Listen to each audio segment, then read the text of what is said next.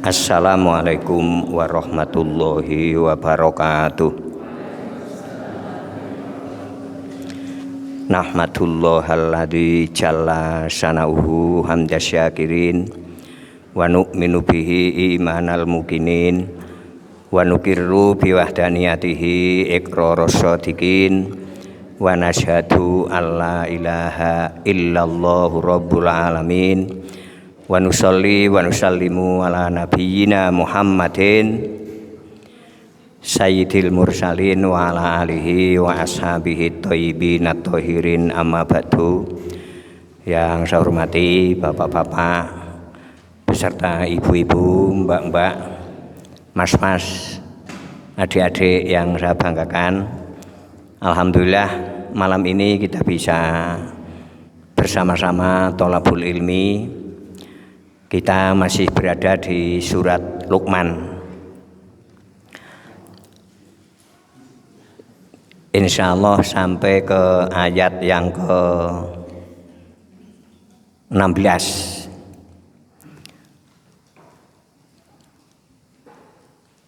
Mengapa kita mengambil surat Luqman? Karena didorong oleh hikmah. Yu'til hikmata may yasha wa may yu'tal hikmata faqad utiya khairon katsira.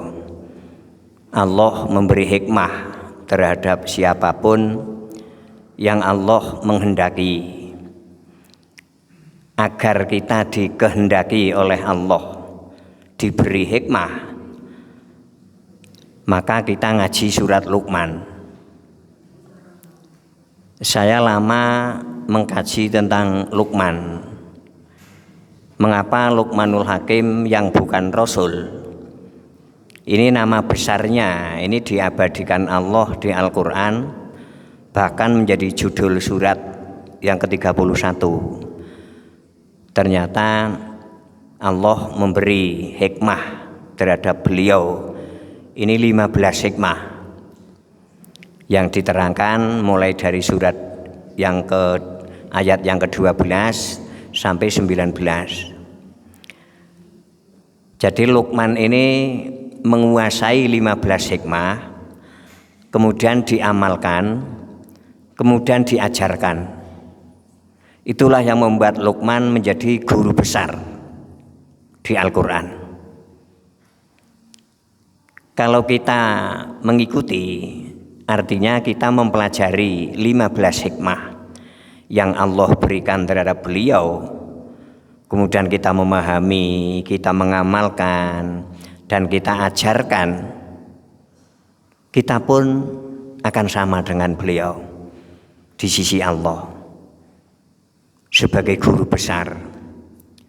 Walaupun siswa Luqman ini hanya satu, ya. Ini yang mensupport saya, istilahnya tetap semangat, ya, semangat memberi pelajaran walaupun yang ngaji itu satu. Ini yang mensupport saya. Ternyata Luqman yang agung itu dan keagungannya diabadikan Allah di Al-Quran, ini hanya memiliki satu siswa. Dan itu saja anaknya sendiri. Jadi sehingga kita, seandainya kita menguasai 15 hikmah, kita amalkan, kemudian kita ajarkan ke anak kita, cucu kita, kita akan dinilai oleh Allah sama dengan Allah menilai Luqman. Ya, inilah yang rahasia dakwah itu sebetulnya di situ. Ud'u ila sabili rabbika bil hikmah. Ajaklah manusia menuju jalan Rabb kamu, Tuhan kamu, dengan hikmah. Sebetulnya Al-Quran 114 surah atau 30 juz atau 6.229 ayat itu semuanya hikmah. Tapi tentunya ada tahapan-tahapan. Ya, tahapan yang paling tepat untuk kajian awal, itu hikmah yang diberikan Allah ke Luqman itu.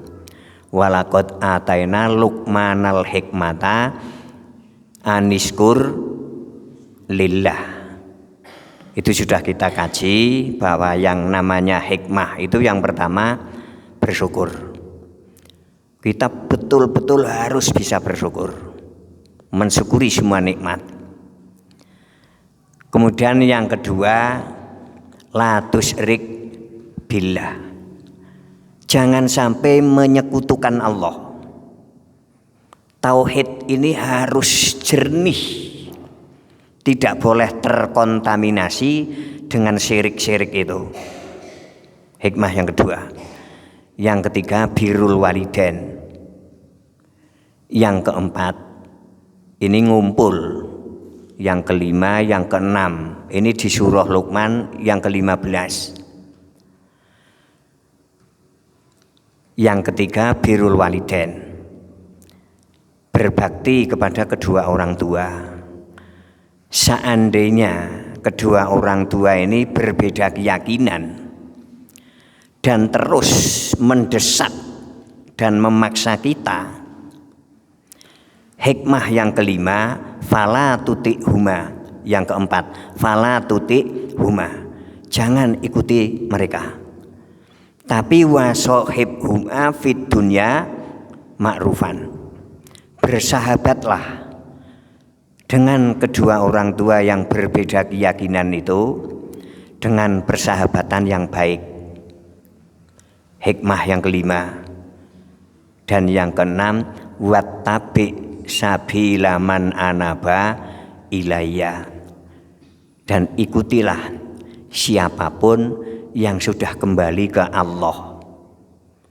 Saat ayat ini turun, yang dimaksud man anaba ilayya itu Rasulullah, orang yang sudah kembali ke Allah itu Rasulullah. Yang kedua para sahabat, yang ketiga salafus sholihin, dan sampai sekarang ya siapapun yang sudah kembali ke Allah. Sudah kita terangkan pertemuan yang lalu. Dan ini sampai pada hikmah yang ketujuh,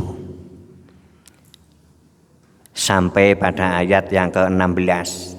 Ya bunayya innaha intaku mithqala habbatin min khardalin fataku fi syahratin aw fis samawati aw fil ard ya'ti bihallah innallaha latifun khabir. Wahai anakku, anak didik ya, atau anak kandung. Karena ibnun ini sebetulnya ya anak kandung. Inilah yang menunjukkan siswa Luqman itu hanya satu. Bunayya ini tasghir dari lafal bunaywun li, kemudian menjadi bunayya. Ini menunjukkan satu orang. Wahai anakku yang masih kecil. Itu siswa Luqman. Sehingga kita menjadi paham bahwa pendidikan itu arahnya bukan kuantitas tapi kualitas. Ya. Walaupun hanya satu siswa, tapi Luqman betul-betul mendidik. Ya. Dan anak didik Luqman satu itu berhasil. Inilah diabadikan Allah di Al-Quran. Keberhasilan pendidikan itu bukan di anak didik yang melimpah banyak, tidak, tapi di kualitas anak didik itu. Karena anak didik Luqman berhasil, walaupun hanya satu anak, maka kebesaran Luqman ini diabadikan Allah di Al-Quran agar menjadi inspirator bagi kita, ya, sehingga kita terinspirasi. Saya akan mendidik anak saya dengan 15 hikmah itu. Sebetulnya pendidikan Islam di Indonesia itu sudah waktunya pendidikan awal itu ilmu hikmah itu. Yang di surat Luqman ada 15, yang di surat Al-Isra itu ada 22. Digabung menjadi 37. Nggak, sebaiknya ahli pendidikan akidah di Indonesia ini mulai rembugan ya. Rembugan bagaimana anak didik kita ini betul-betul dididik dengan 37 hikmah yang ada di Al-Quran, yang 22 yang Allah berikan kepada Rasul kita, yang 15 yang Allah berikan pada Luqman. Inilah pemberian yang paling banyak. Wa may yu'tal hikmata faqad utiya khairon katsira. Barang siapa yang diberi hikmah oleh Allah, berarti orang itu diberi sesuatu yang terbaik dan terbanyak. Inilah modal awal. Lah kita belajar mengetahui, sudah sampai ke hikmah yang ketujuh. Ya bunayya intaku misqala habbatin min khardalin fatakunu fi sohrotin. Fatakuna bisa, fatakunu bisa. Qiraahnya ada dua. Fatakunu atau fatakuna fi sohrotin au fis samawati au fil ardi ya'ti bihallah. Ayat ini mendidik ke kita hikmah yang ketujuh tentang ketelitian Allah, tentang kecermatan Allah terhadap kehidupan, khususnya bagi manusia. Sangat cermat Allah itu, okay. Dan sangat teliti dan sangat lembut.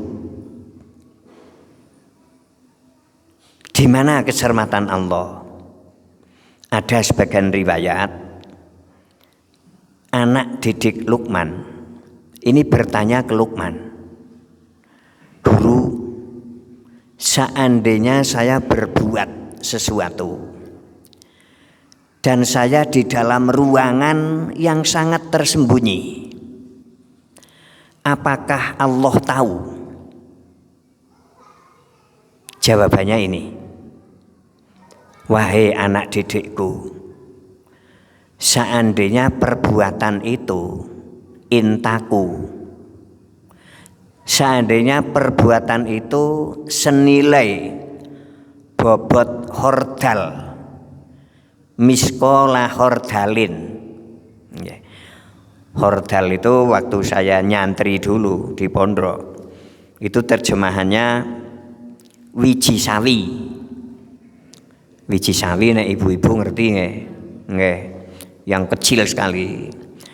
Lah kalau di tafsir Al-Muntakhab, itu tafsir ulama Mesir, ini mengartikan hordal ini ya semacam tanaman yang buahnya, yang biji tanaman itu kilogramnya itu dihitung itu 900.000 lebih 13.000. 900 lebih 13.000. Men gampang ngitung ya 1 juta lah nggih. Kayak karo sapa nggih. Nggih, men gampang ngitung. Hordal itu nilainya itu 1/1000 gram. Ya. 1 gram ini kan 1/1000 dari 1 kilo. Nggih. Lah, 1 gram ini dibagi 1000 lagi. Atau 1 miligram. Ini 1 hordal. Amal atau perbuatan atau perilaku yang nilainya sama dengan 1 hordal, ini tetap terpantau Allah, tetap dilihat Allah. Ilmu Allah sangat cermat dan meliputi ke sana. Bahkan ayat yang ke-16 ini, Luqman mendidik siswanya 1/1000 gram fi sohrotin, ya, sesuatu yang nilainya 1/1000 gram nempel di batu besar. Contoh watu gede teng pundi nek teng Wonosobo? Batu yang besar nggak ada, nggak? Kita bayangkan 1/1000 gram melesat menempel di batu yang besar. Itu diperhatikan Allah, itu terpantau oleh Allah. Jika nilai perbuatan itu baik, akan melihat balasan baiknya nanti. Dan sebaliknya, inilah kecermatan Allah dan ketelitiannya. Bahkan aufis sama 1/1000 gram. Nggih, nek kita wis tidak memperhatikan, nggih. 1/1000 gram ini setengah meter dari mata kita, ini sudah nggak kelihatan. Kecuali kalau diuangkan. Nek diuangkan masih kelihatan. Sekarang Mas berapa ribu 1 gram, Bu? 1.500.000. Ini mungkin yang paling baik, nggih. Nek sing dengan men gampang ngitung ya 1 juta lah, nggih. Nggih. 1 juta. Berarti kan 1/1000 gram itu kan 1.000. Kalau harga emas 1 gram 1.500.000, berarti 1/1000 gram itu ya 1.500 kalau diuangkan. Ini kalau di depan kita masih kelihatan kalau diuangkan. Tapi kalau masih wujud emas sudah nggak kelihatan itu. Sesuatu yang mata kita sudah tidak menilai, nggih. Jenengan nek dini duit 1000 ya mesti nyeneni, harus yang nyeneni, harus yang ngenai, nggih. Kalau melek pura ta, ngoten nggih. Nggih. Tapi di pandangan Allah ini masih ada nilainya. Inilah kecermatan ilmu Allah dan ketelitiannya, sehingga kita merasa senang saat berbuat baik. Karena pasti terpantau dan ada balasannya. Kita semangat punya Tuhan yang secermat itu. 1/1000 gram atau wiji hordal, wiji sawi, melesat tidak di batu besar tapi di langit atau di planet lain lah, nggih. 1/1000 gram melesat ke Mars, melesat ke Jupiter, masih terpantau oleh Allah. Dan jika nilai perbuatan itu baik, kita akan melihat balasannya. Kita senang punya Tuhan yang secermat itu. Apa maning Dul Muthalib jenggunuk segeden-geden. Nggih. Mesti kunangan, nggih. Nggih. Kan sok onten wong putus asa. Nggih wis ngibadah, wis le maca sholawat nariyah wis ping 4.444 dina ora tang ora ting. Nah niki lah salah jalan niku seperti itu, nggih. Ore bengi kalih ya Allah. Jenengan niku janjane weruh kula napa mboten ta? Niki. Kula wis nganti banting tulang. Tamune kula kados niku. Nggih. Tulang bantingi. Kula mboten namung banting tulang, Pak Yai. Lah terus ndas mun tanggo gawe sikil. Sikil tanggo gawe ndas. Siki dijejal Kang, nyong tak pengen weruh.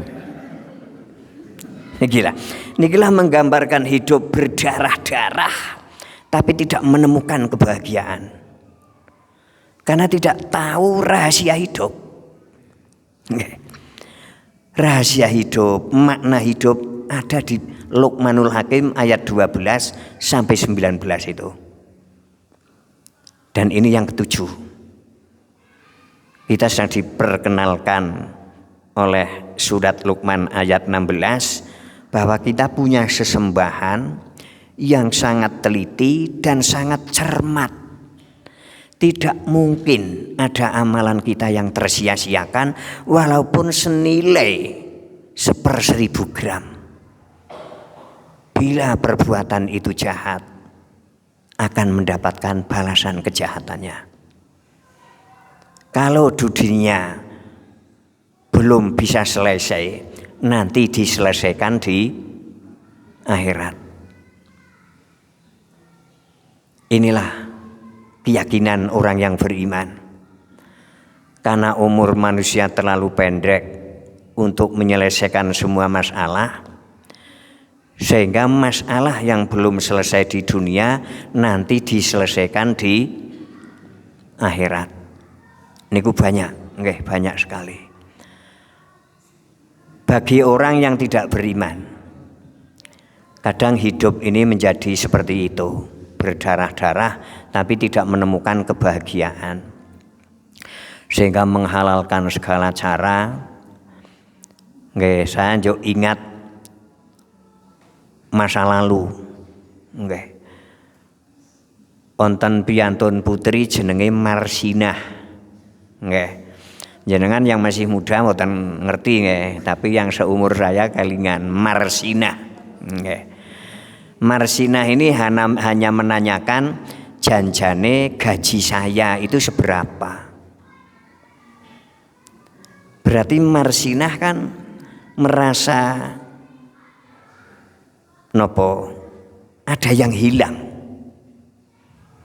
Mungkin gajinya disunat oleh mandor-mandor itu. Mengapa mandor ini tega menyunat gaji orang lain? Karena tidak ngaji hikmah.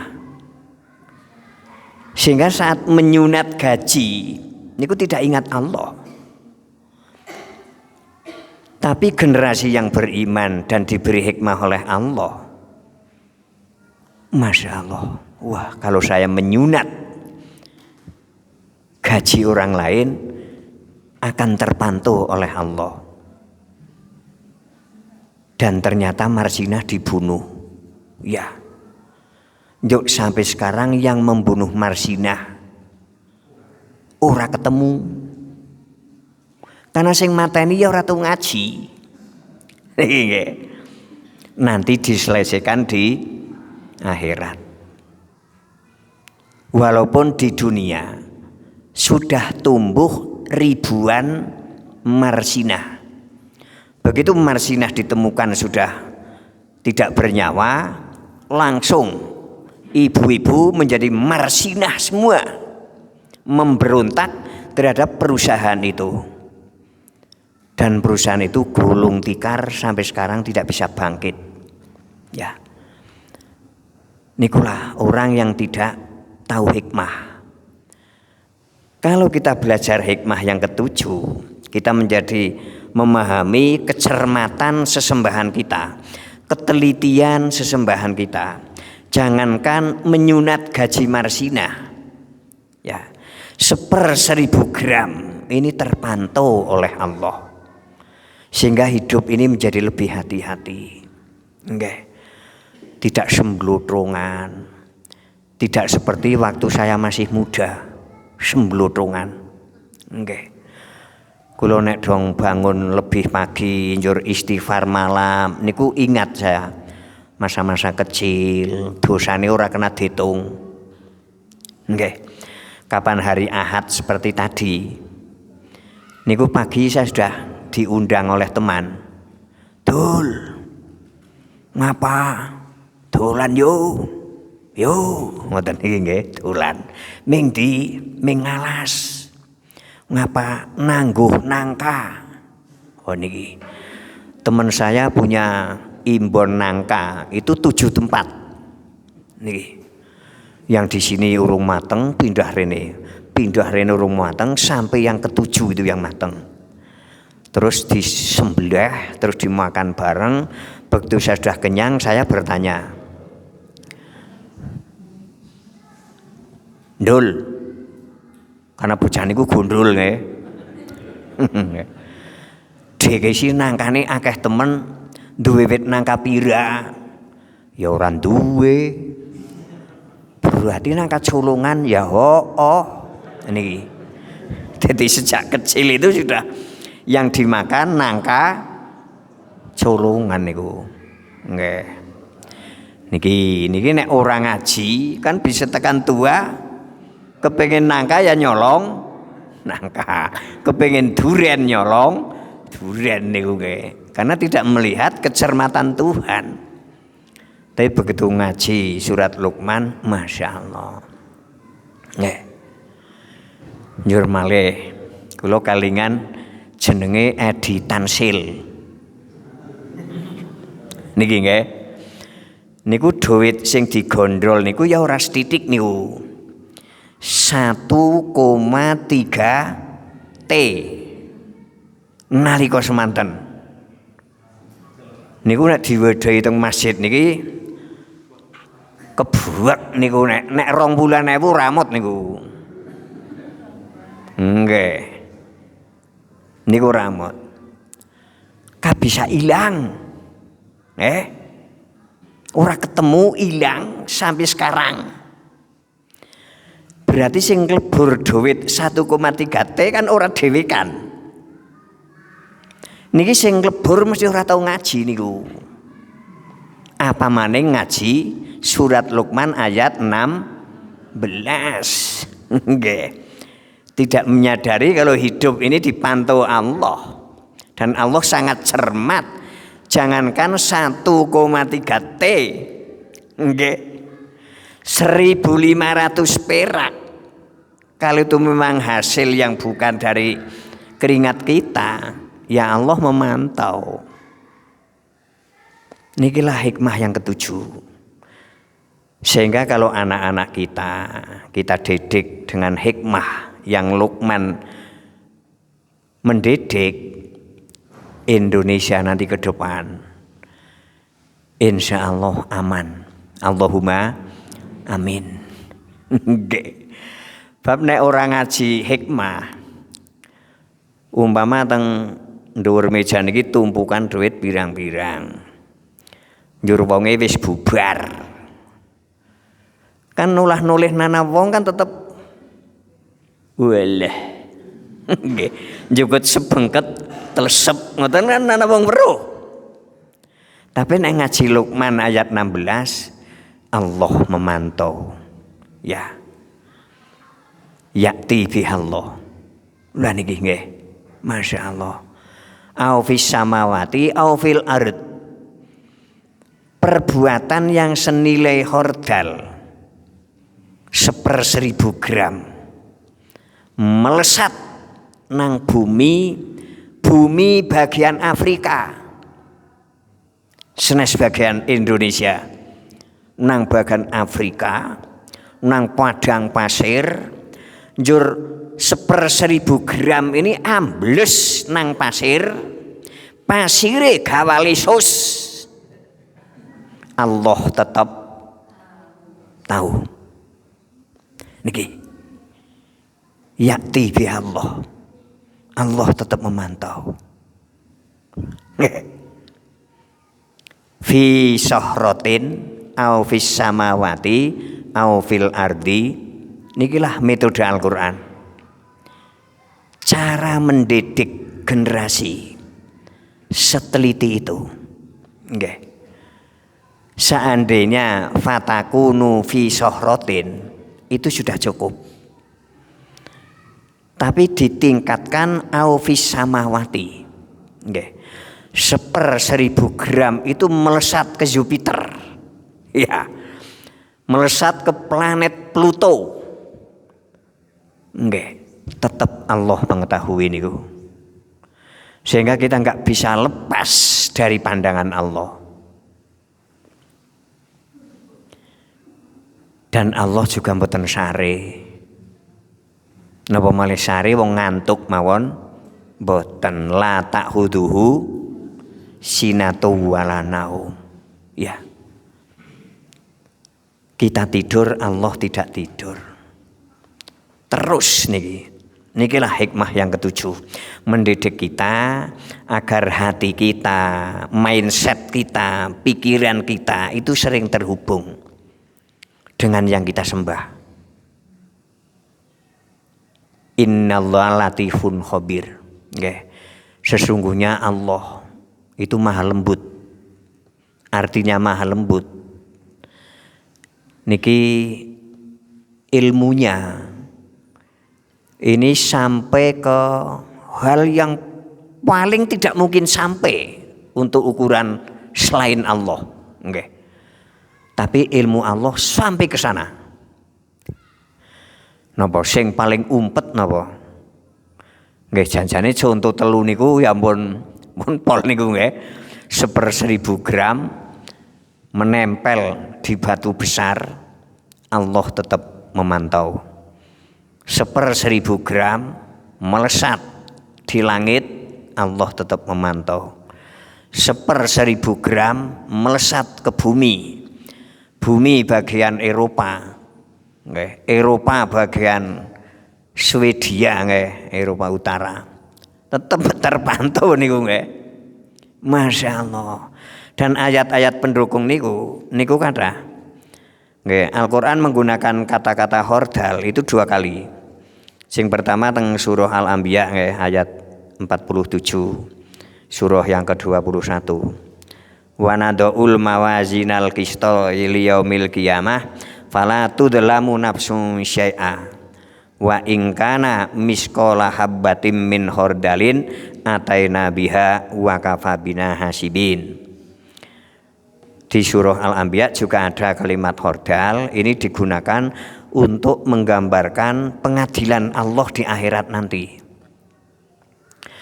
Sehingga sangat adil. Sehingga timbangan Allah niku lebih cermat daripada timbangan atom. Ya. Ukuran pikiran manusia, timbangan yang paling cermat niku timbangan atom. Karena 11 juta atom itu baru membentuk material 1 mili kubik. Ya. Berarti nek 1 atom kan ditimbang sulit itu. Dan timbangan Allah lebih cermat daripada timbangan atom itu. Kalau di Al-Quran atom ini menggunakan bukan hordal tapi dzarrah, miskola dzarrotin. Nih, jadi amalan senilai dzarrah niku nek Mbah Kiai mbiyen teng pondok anggenipun maknani semut pudak. Semut pudak itu semut merah sing nek mlaku nang dengkul ya ora krasa, tengen kempol ya ora krasa, tekan weteng ya ora krasa, lah nang wudel kejepet sabuk. Niki sekmawon semut niku ngantuk.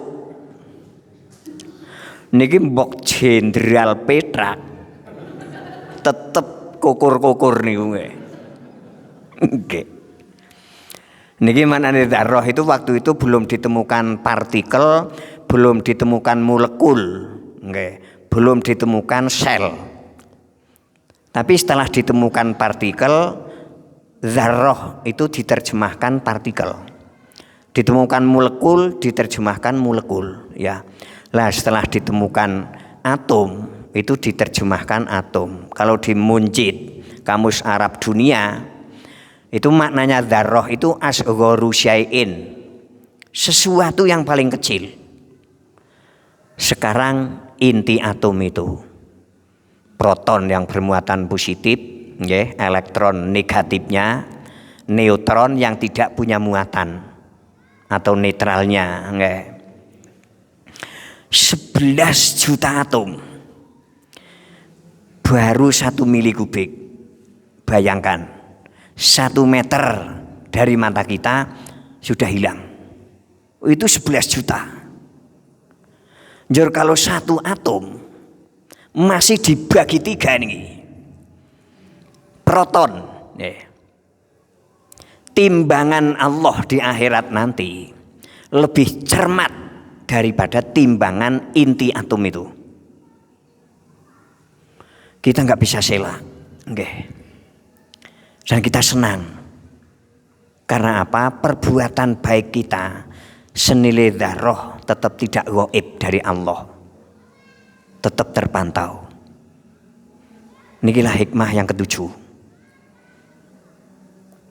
Sering saya sarankan minimal umat Islam punya Quran terjemahan. Itu minimal untuk mengkaji ulang. Saat baru ngaji seperti ini, di rumah santai buka kembali. Jenengan sambil ikut menghitung 15 temenan pura janjane ta. Ngoten nggih? Nggih, karena waktu saya menghitung sampai ketemu 15 niku ya berbulan-bulan itu. Menghitung pertama hanya ketemu 11. Terus saya tinggalkan. Saya belajar ilmu lain, terus saya ingat lagi Luqmanul Hakim, mengapa kebesarannya kok diabadikan Allah. Saya hitung lagi ilmu hikmah yang ada di surat Luqman itu, tambah lagi kemarin 11, saya hitung mundak siji jadi rolas. Nggih. Karena ning ngitung wetenge wareg, uteke ngantuk, karo ngitung karo nglembyar niku. Ternyata memang paling cerdas itu setelah bangun tidur. Ya, jam 3 atau setengah 4 itu sedang cerdas sekali karena sel-sel otak yang londot itu diganti sel baru. Nggih, sehingga tidak begitu ngotot tapi mundak lagi niku. Sampai 15 niku pun kula berkali-kali menghitung. Lah jenengan kalih menghitung, kalih mengamalkan, kalih mencermati. Karena saya merasakan betul. Nggih, kula nggih belum total sukses nggih. Kula sami kalian jenengan sedang dalam proses, nggih kan? Nggih. Proses membenahi tauhid saja. Itu wawan-wawan. Iya. Karena apa? Saya lahir di tengah-tengah agama sing ya Islam tapi musyrike pernah niki. Nganti ora tayang ngitung saya. Wah, pembenahan niki mon wis suwen-wen niku. Nggih. Dereng bagaimana saya bisa mensyukuri nggih sampai nikmati mata. Nggih. Masya Allah jebul mata niki nggih. Masya Allah kenikmatan sing niki teng jero mata niki wonten ledeng nggih. Sing men mata niki cairannya itu ada terus. Ledeng niki otomatis ora ana kaitane kali uteke jenengan. Niki. Kapan jenengan kedep ledeng niki terbuka. Jenengan melek ledeng terbuka, jenengan merem ledeng terbuka. Jenengan bayangna umpama nang jero mata ora ana ledeng. Jenengan serit matane arep melek. Serit ngeri. Cara lawange jemblang angel. Bisa melek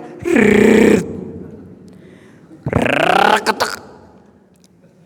Melek ya ketek. Niki nggih. Masya Allah. Jadi semuanya itu nikmat niku. Alis niki Niki nek jan nana alise, nana idupe amben detik lilipen. Niki karena udara niki kotor. Lajeng kuping niki Masya Allah. Niki cermat sekali Allah menciptakan telinga. Ada busur. Busur niku semacam nek panah niku nggih kan melengkung. Njur wonten senare niku busur niku. Niku teng jero kuping niku busur niku tertata sangat rapi, nggih. Jejer-jejer ning ora kena nempel. Dan kecil sekali niku. Nikilah telinga bisa menangkap gemericik air yang sangat lembut. Nalika ibu-ibu le mateni ledeng kurang seret, tik tik tik niku tetep krungu niku, nggih. Sampai sepoi angin, nggih. Sampai gelegar bledek. Cermat sekali iki. Saya punya bapak, telinganya sudah bermasalah. Nek matur mboten seru, mboten mireng. Lajeng nyuwun mesin nika. Nggih. Mesin sing men mireng nggih. Kula tumbas teng Semarang. Njur tak paringaken. Njur pun disetel kalih bapak pun pas Pak. Wis pas piye. Kula angsale matur tak lirihaken. Bapak men mireng, oh wis krungu nyong, wis krungu. Maer Pak, maer. Wah niki. Ternyata 3 dina niku bodol. Karena napa kabel niku disaut njur petil. Karena napa digedhekna dhewek niku. Mesin niku dipolna. Karena wonten tamu sing padadene budheg. Nggih. Masyaallah. Oh, itu gedhekna. Wah, begitu tamune wangsul, pitik kluruk niku rasane nang utek. Niku nang utek, akhirnya niki disaut nih. Njur bodol. Njur kula dicelukna. Lah dene bodol sing napa Pak? Tak saut gigal. Kabele pedhot. Kabele kan lembut sekali niku. Pedhot. Lah pripun sih Pak? Nah, pitik kluruk kaya nang jero ndas. Akhirnya tak saut. Lah niki kula mikir Masya Allah. Berarti telingane Allah niku sing dinehna nggih, telinga buatan Allah yang diberikan ke kita luar biasa. Jal nek arep ana bledek jenengan mengken riyen Gusti tak lirihaken riyen. Njur ana mobil nang mburian jenengan arep klakson, engko ndengin aja klakson tak lirihna ndengin. Ora bisa urip niku. Nikilah kenikmatan. Jadi mengingat nikmat itu saja kita ditempuhi salat 5 waktu urung lunas. Niku yakin niku. Nikilah pentingnya bersyukur. Monggo. Ulangi lagi panjenengan Luqman 12, 13, 14, 15, 16. Nggih. Dan 17. Nanti ada 4 nggih. 4 hikmah. Nggih yang ke 8, 9, 10, 11 itu ngumpul di ayat yang 17 itu. Nggih. Jenengan kalih belajar sendiri, nanti ketemu berikutnya yang sudah punya data-data. Ya. Sehingga 15 hikmah nikilah pendidikan awal agar kita betul-betul merasa diberi sesuatu yang terbaik dan terbanyak.